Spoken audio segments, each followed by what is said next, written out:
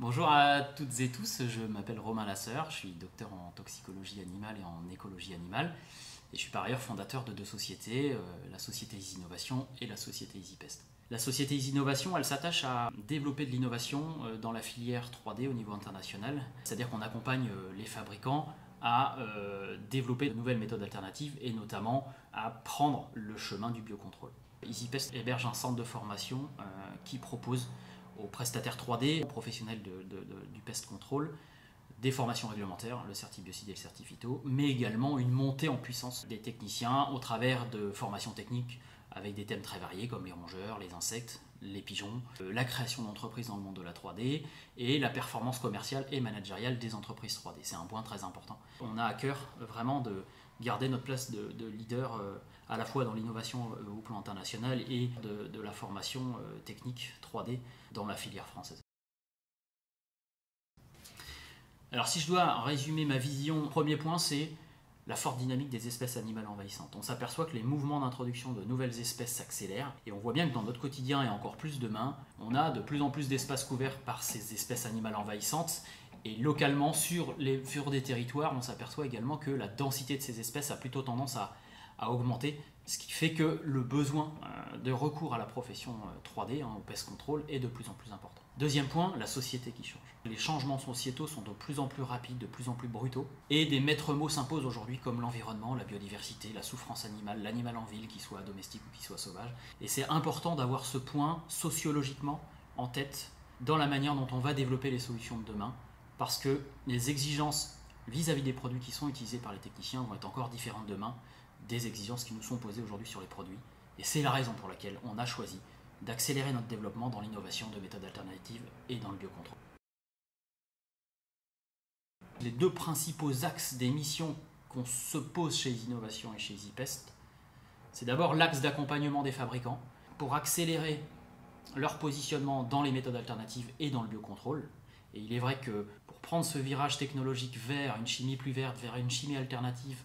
ou vers du biocontrôle, il y a une vraie nécessité de s'adresser à des sociétés comme les nôtres qui restent des petites sociétés agiles et qui sont des vecteurs d'innovation et des accélérateurs d'innovation. Notre autre sujet de travail, c'est la montée en compétences des professionnels sur le terrain, en leur proposant des formations de qualité certibiocide certifito qui sont nécessaires au métier et un certain nombre de formations facultatives comme des formations techniques sur plein de thèmes, les rongeurs, les insectes, les pigeons, la punaise des lits, mais également une montée en compétences sur le plan managérial et commercial, mais également un accompagnement à la création d'entreprises, qui est un point très important dans notre métier. Si maintenant j'analyse la manière dont on va décliner ces deux missions en métier opérationnel chez nous, notre quotidien se concentre sur trois principaux métiers. Innover, ça signifie avoir des idées en connaissant bien le marché, donc analyse du marché, avoir des idées innovantes, créatives, et les mettre en application sous forme de projets qu'on propose à nos partenaires industriels. Notre deuxième métier, c'est tester ces solutions-là de manière indépendante, puisque nous sommes des principales plateformes d'essai au laboratoire et en conditions réelles des produits biocides, raticides, insecticides, désinfectants au niveau international. Tester pour avoir une image juste techniquement du produit, ce qui nous permet ensuite de mieux parler de ces produits-là. Et enfin, concentrer notre métier sur la montée en compétences des applicateurs. Plus les applicateurs seront formés, plus ils seront aptes à comprendre la manière dont les méthodes de biocontrôle et dont les méthodes alternatives doivent être utilisées pour être efficaces. Rapide Actu 3D. Alors, Rapide Actu 3D, cette dernière année, il y a l'interdiction de l'abattage permanent qui a fait beaucoup de vagues,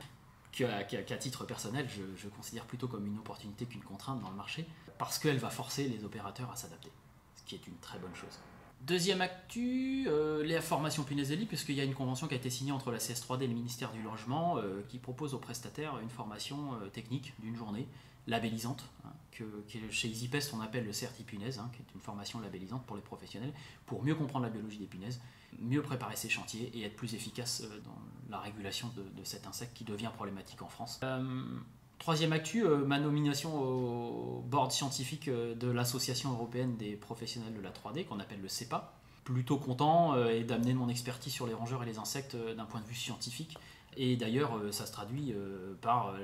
la mise en œuvre notamment d'un projet à l'échelle européenne pour tenter de démontrer que ce qu'on appelle l'Integrated Pest Management est une approche intéressante pour une gestion durable des rongeurs en ville par rapport à des méthodes classiques d'utilisation de produits biocides tout simplement.